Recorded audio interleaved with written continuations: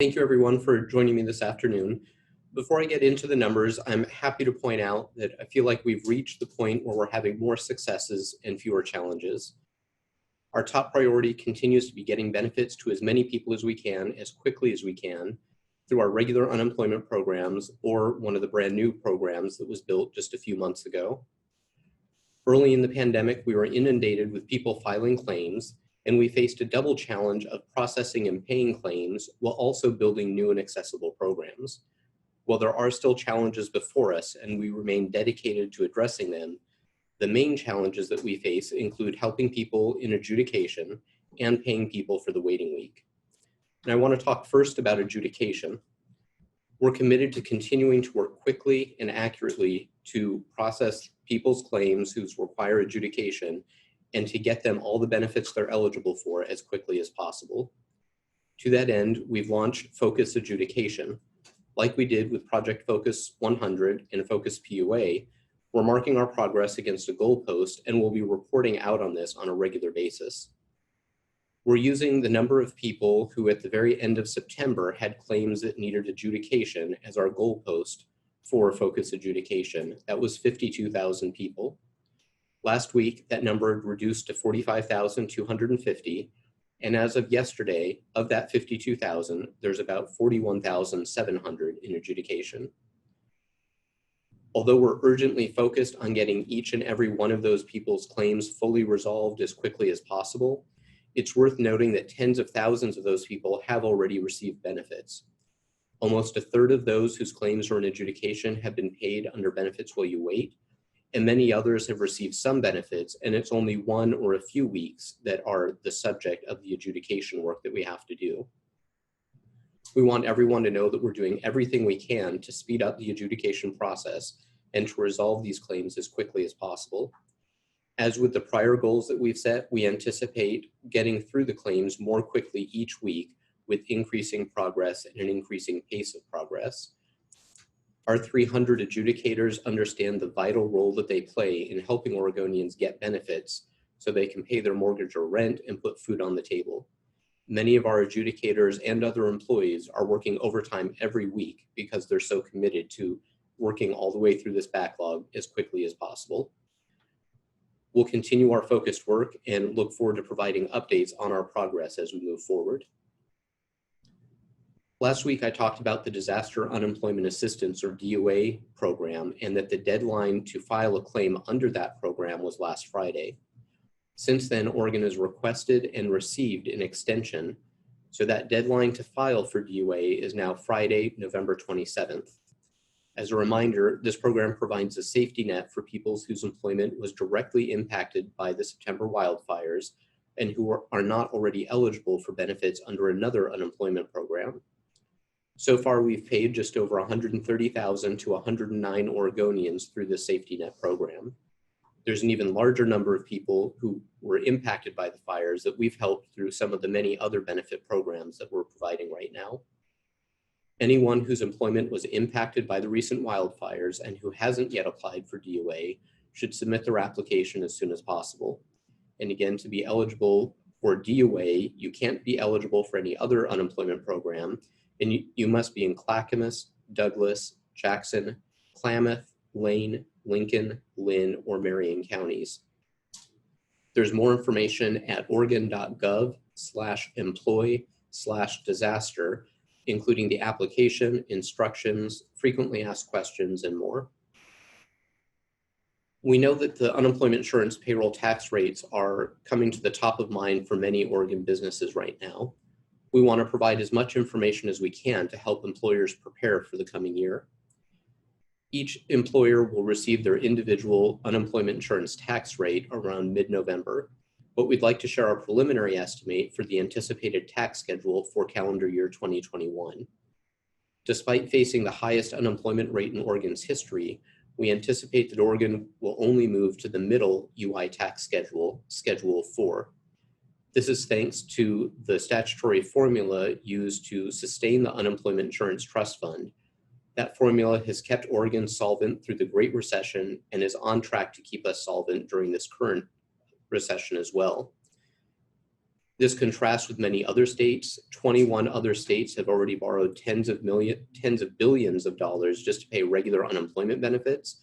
And that number is expected to grow as the economic pressures of the pandemic continue. There are two big reasons why we anticipate only a modest increase in employment taxes right now. The first is that the recession, although it's been very severe, only accounts for 8% of the time frame that is used to determine 2021 unemployment tax rates. The other is that most of the benefits that we've been paying out during this recession are federally funded and are not charged to employer accounts, so don't impact employers' unemployment insurance tax rates. In mid-November, we'll notify employers of their individual tax rate, and there's also information included about how they can challenge that determination in the rate if they believe that it was improperly computed. Until then, we do ask employers not to contact us about their individual rates, as we're still finalizing all of that work needed to provide the individual rates to people. You can get additional information about the Unemployment Insurance Trust Fund and payroll taxes on our website at unemployment.oregon.gov, and checking the employer quick links, there's a section for unemployment insurance, trust fund, and payroll taxes. I've also shared updates previously about the Lost Wages Assistance Program, the FEMA additional benefit that provides $300 per week for some weeks of benefits. We have two primary goals as we work through that program. The first is we're working to get payments out to the small number of people who have certified that they're eligible, but are still waiting for one or more weeks of benefits. If somebody already certified that they're eligible for lost wages assistance, they do not need to take any additional action to get their payments. They will not need to make additional contact with us. We already have their information and are working on processing their payments as quickly as we can. The second primary goal that we have is that we're reminding people who did not certify for lost wages assistance, but inadvertently received those benefits to certify as quickly as possible. To be eligible for lost wages assistance is a much easier standard than many people assume, easier than meeting the standard for pandemic unemployment assistance in many cases. So we encourage anyone who hasn't yet self-certified to do so as soon as they can, and you can do that using our online claim system. If somebody received lost wages assistance benefits and is found to not be eligible, federal law does consider those to be overpayments and requires us to collect those amounts. We'll work with people to do that in the best way possible. Anybody with language access needs can contact us by email at oed_languageaccess@oregon.gov or by calling our language hotline 503-606-6969, and they can do that to certify their eligibility for lost wages assistance. I'd also like to remind Oregonians about some of the changes that we're seeing as we're nearing the end of the year. People who are receiving regular unemployment insurance benefits may be able to get pandemic emergency unemployment compensation, or PEUC benefit extensions, benefits after they run out of regular benefits. If they exhaust all of their PEUC benefits, they may be able to receive additional benefits through the Extended Benefits Program or through Pandemic Unemployment Assistance, PUA. If someone qualifies for extended benefits, they should keep filing for benefits each week and should be automatically signed up for this benefit extension programs. Qualifying claimants should keep filing for benefits each week in order to be automatically enrolled in extended benefits and to continue receiving those benefits each week that they're eligible. For more information, people can visit our website and type extended benefits in the search bar, or watch the recent webinar that we put on about PEUC and extended benefits by searching our YouTube channel. Both the PUA and the PEUC benefit program are scheduled to end on December 26th under the federal laws, and no new programs or benefits have yet been funded by Congress. If you're getting PUA or PEUC benefits, we urge you to prepare for these funds to end on December 26th and encourage people to reach out to 211.org for additional assistance. At the start of the briefing, I mentioned that one of our big challenges is paying people for the waiting week. And I've previously shared that we anticipate starting to pay people for the waiting week by the end of November. We are currently still on track to meet that goal. And in the coming weeks, I hope to share additional information on what people can expect as we start to get ready to make those payments. Next week, we'll be having a webinar that will focus on the PUA program, and that webinar will be held in Vietnamese. You can find registration information, including a link to watch last week's webinar on adjudication or other prior webinars by visiting our social media pages. We're also continuing to do outreach for our paid family medical leave insurance program. The next town hall is tomorrow from 2 to 3 p.m. These virtual town halls are listening sessions where we're inviting people to give input to help guide us in the development of the program and the administrative rules for that program. The topic for tomorrow's town hall is equivalent plans. We already have about 400 people that have RSVP'd to participate, and we're very excited about the interest and the input that we're getting in these. To register for this town hall or for any other one, or to watch a recording of the prior town halls, you can go to the Paid Family and Medical Leave Insurance website, which is oregon.gov/employee/PFMLI. And to provide an update on the numbers, since March 15th, running through October 24th, we've paid out $5.4 billion in benefits.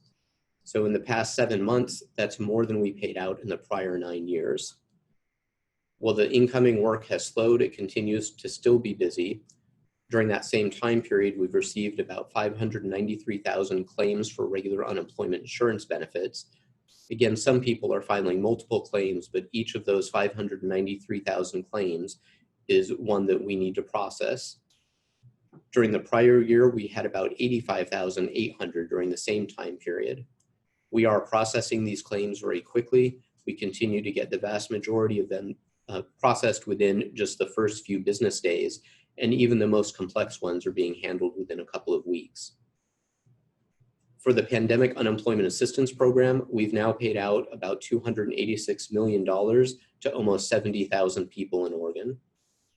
We continue to be caught up on the WorkShare program, processing new plan applications, new initial claims, and weekly certifications for benefits very promptly. There's currently over 1,600 businesses and over 66,000 workers that are participating in the WorkShare program. In closing, I want to thank you again for joining us today. I know that we still have challenges before us, and we are focused intently on addressing each of those as quickly as we can. But I do believe that we've turned a corner at the Employment Department, and we're making good progress. I eagerly look forward to the day that we can say the backlogs are gone, and we're timely processing all claims and paying benefits out quickly for each and every claim that is filed. Our employees have done an amazing job, and I want to thank them for their long hours and dedication that they continue to work, and the compassionate customer service they're providing to Oregonians in their time of desperate need. And with that, I'm happy to answer any questions.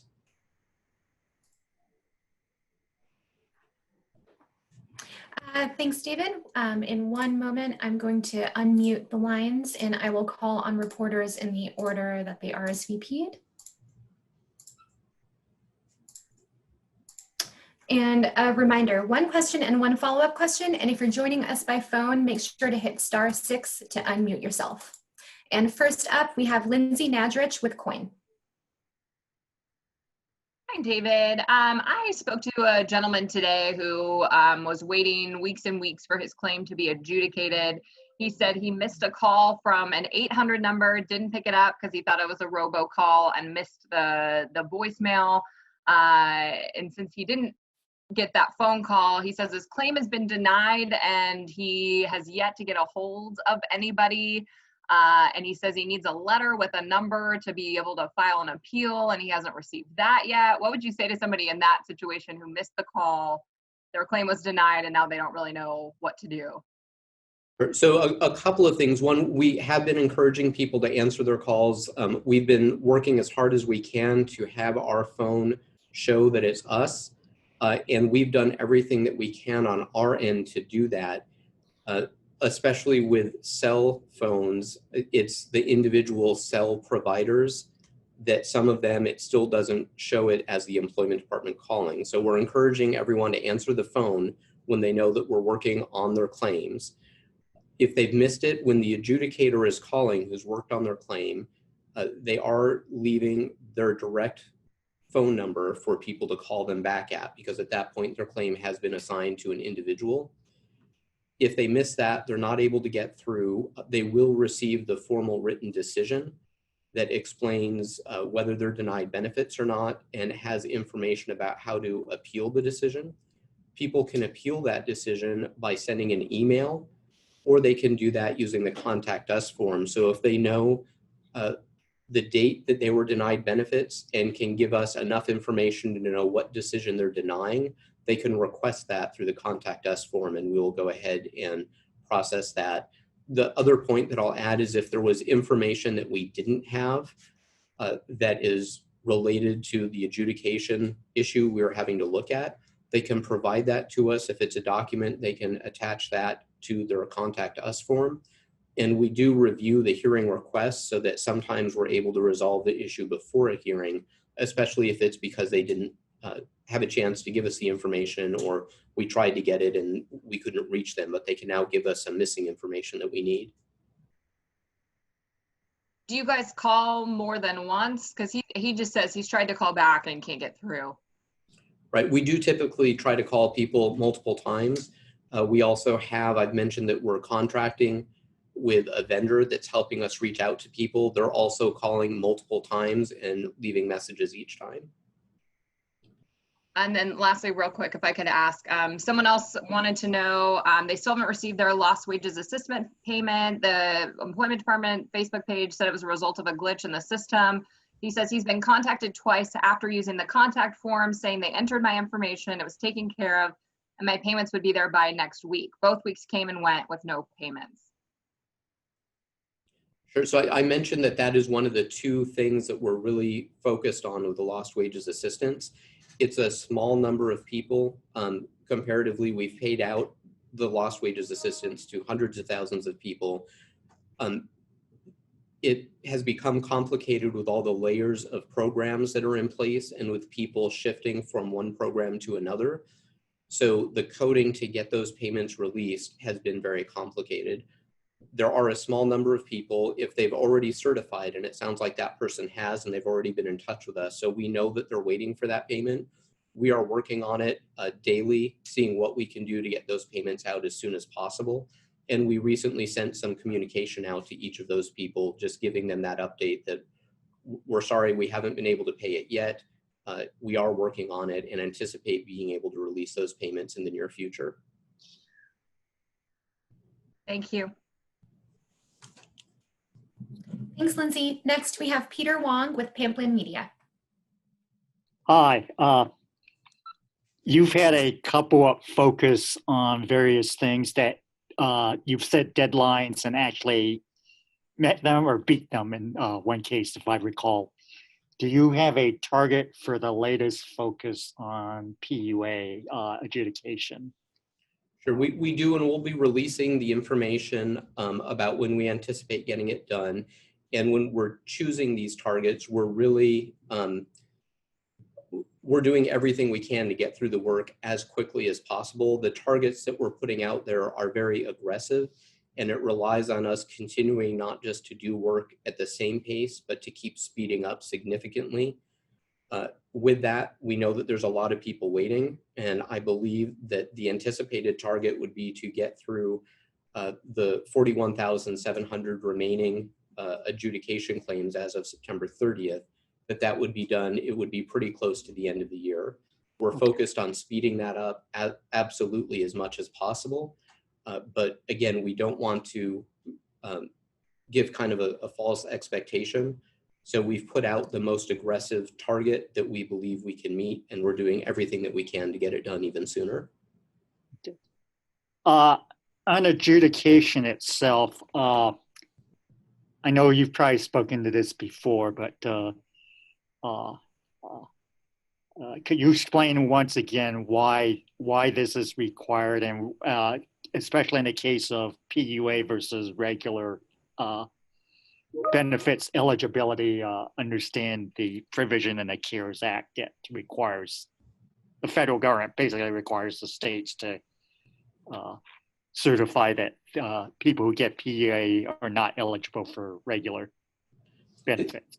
Go ahead. Sure, and you're exactly right. There's kind of two main pieces. One is before we're allowed to pay anyone benefits, federal law requires that we determine that they meet the eligibility requirements.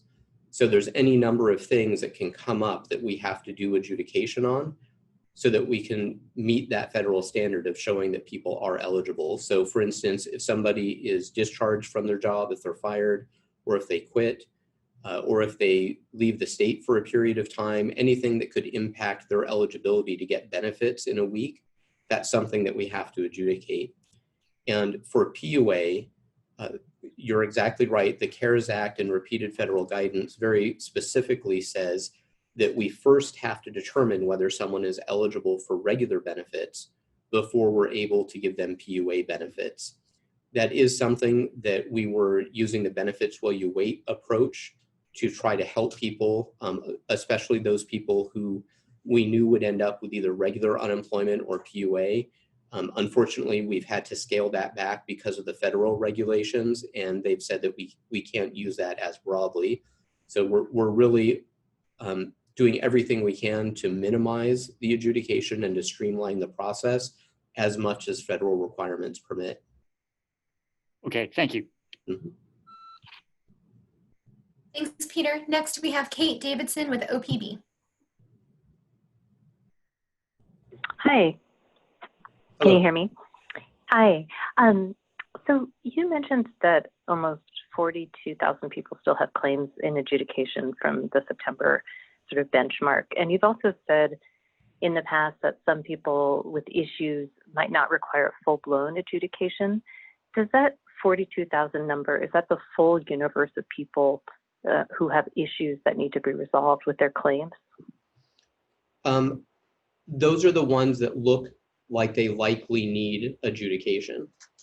So some of those we still will be able to resolve a little bit more quickly, but those are the more complex ones.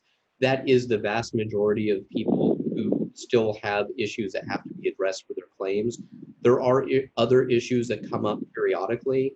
Most of those tend to get resolved much more quickly, or we're able to quickly determine that it is something that will need the full adjudication, and it then kind of joins that group of claims to be adjudicated.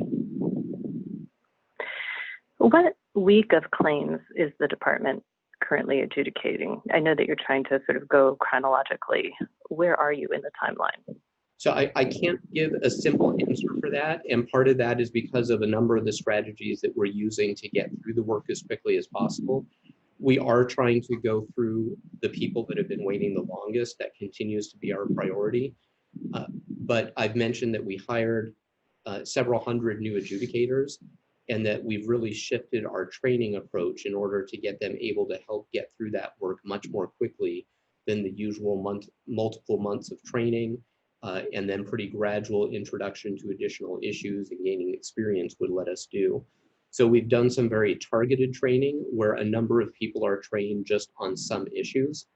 So for instance, if we have people that are trained just on handling situations where there's an issue about whether someone was incarcerated and whether they're eligible for work, or whether they were self-employed and whether that impacts their eligibility, we're training them on those issues, and they're working generally chronologically through those, but they may be working on claims on issues that are much more recent than some of the other issues where we have fewer staff.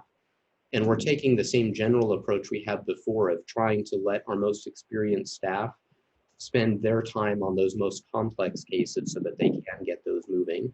But because we kind of have those multiple streams based on who's been trained on what types of issues, there's not one date that I can give for here's the date of the claims that we're adjudicating. Is there a general ballpark though? I mean, if you take out the sort of targeted things that may span more recently, as you're working through, like where's the line between claims before this date have been adjudicated and claims after this date haven't necessarily been adjudicated? So I don't have the date in front of me, and it really isn't just pulling out a couple of small categories. We really have trained a number of different groups on different targeted types of issues. So instead of thinking of it as one line, and you're kind of asking, you know, how far back does that line go?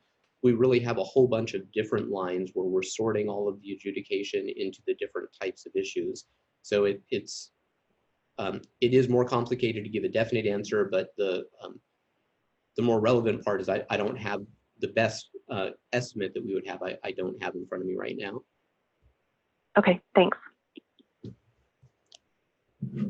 Thanks, Kate. Next, we have Mike Rogaway with the Oregonian. Hey, David. I think I misheard a couple numbers. The number of people waiting for adjudication right now, that's down to 41,700. Is that right? Correct. And then what was your target date for getting through that? It's pretty close to the end of the year, and we'll be releasing something that will be kind of the formal metrics that we're measuring and reporting against. I believe that's going out later today. Okay. Oh, okay. Good. Good. And then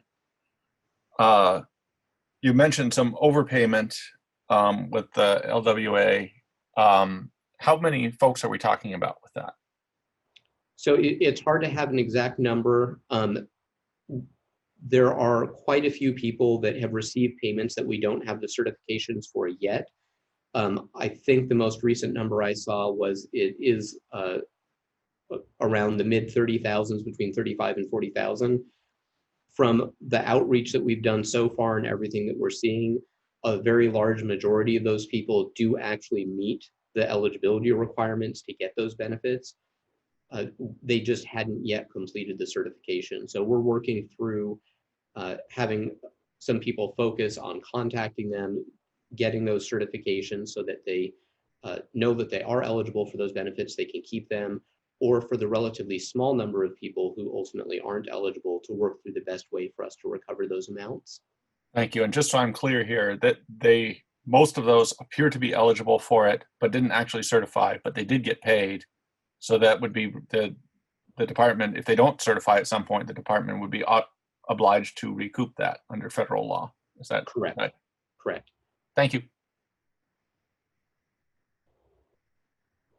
Mike, next we have Tom Cusack with Oregon Housing. Hi. Hi. I have a question about the scheduled tax changes. The current wages subject to tax, I think, is 42,100. Is that going to change? And I never quite figured out how you calculate that change from year to year. It will change, and I don't have the statutory site or the formula in front of me, but it's one of the many parts of the self-balancing system for the trust fund. So just like our unemployment benefit amounts, the amount of wages that are subject to the payroll tax is also indexed to overall state economic conditions. So for calendar year 2021, what we call the taxable wage base will be $43,800. Okay, thanks. And a sort of unrelated question.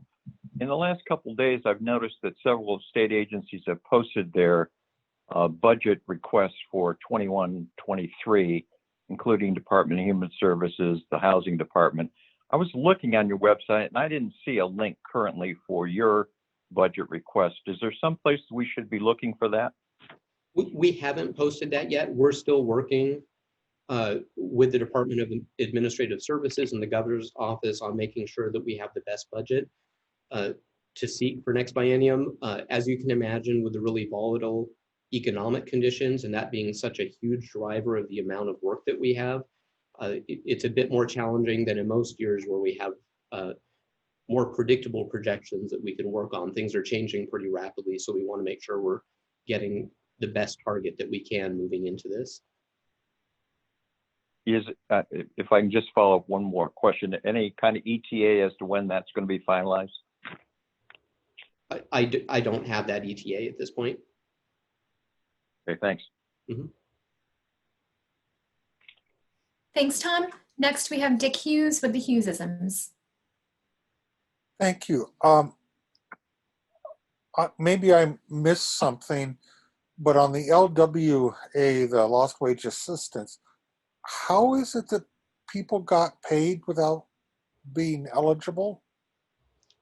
Well, and I will clarify, most of the people that got paid that haven't certified yet are eligible. And the issue was, as we rolled that program out, if I go back in time to when we rolled out the first new program, the pandemic unemployment compensation, the extra $600, we were layering that new program on top of regular unemployment insurance. Since then, we've had to roll out other multiple new programs, so PEUC, EB, the change to EB to make it high extended benefits. Each time that we add another layer on, it's more and more complicated when we make changes or roll out the next layer to make sure that it interacts with all of those programs and all of the different ways people have moved from one claim to another, from one program to another. And there was some inadvertent issues, kind of unintended consequences. And these are some of the things that I believe I've talked about in the past. Whenever we're making these changes in the mainframe system, we're really concerned about what those unintended consequences are as things get so complex. And this is an example of one of those, and why things that seem like they could be simple really take a lot of time so that we can test and minimize the types of issues that do come up. Thank you, and thank you for correcting me.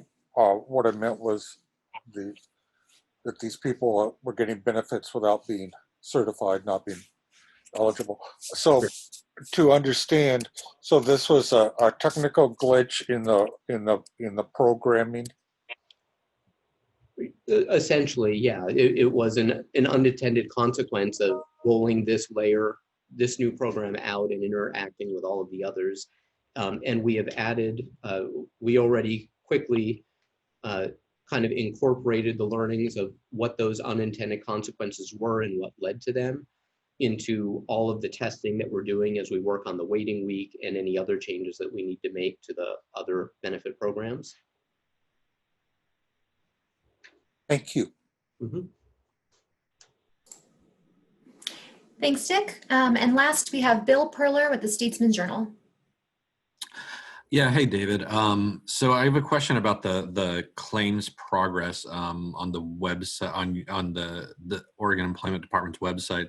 It seems like a fairly large discrepancy of the total number of claims received and the total number of people paid between regular unemployment and pandemic unemployment. Is part of that because people might have applied on both, or is that the numbers there, or maybe part of it maybe the people who are still in adjudication? There's several factors. One is that most of the numbers that are on there are talking about the number of claims that are filed. And I mentioned that sometimes one person can have multiple claims even in the same program. And you're exactly right. We do have a significant number of people that ended up filing for both programs because either, for instance, they were seeking PUA, but they filed before that program was stood up. So they filed a regular unemployment application. And later then, when that new program was available, filed a PUA application as well. We also, especially in the PUA program, we did receive a very large number of duplicate applications from people where, frankly, I think during the early stages when we were still getting a little more used to running the program and smoothing out how that worked, people were anxious to get their benefits, very understandably, and didn't know if maybe their application hadn't been received, so they would submit multiple types of applications. We also, so that accounts for quite a large amount of those apparent discrepancies. We also have a large number of people who just aren't eligible for the program that they applied for. And certainly, even though we have a number of benefit programs, we are seeing people that aren't eligible for any benefits at all. So those may be people who aren't waiting, they applied, but unfortunately, they don't meet the requirements to get benefits. And then some of those are certainly the people who are in adjudication who haven't yet received benefits. They would be reflected in those numbers also. I guess one other significant category that I've talked about before on the regular unemployment are people who filed, who may actually have a valid claim, but they only claimed 1 week of benefits, and that would be the waiting week. So when we pay the waiting week, there will be a fair number of people that end up getting paid for that 1 week that they claimed. Oh, that makes a lot. That's interesting though. With the waiting week, do we have any idea how many people filed for just the waiting week? We do. I don't have that figure in front of me. Yeah, I'm sorry. I just don't have that handy right now. Okay, that's fine. It's one of those that'd be interesting to see how many people, because you are going to be Oregon, from what I saw, is going to be one of the last states to pay out the waiting week. So it'd be interesting to see how many people are actually, more people or would actually get something like that. So that's interesting. Thanks for taking the time, David. Thank you.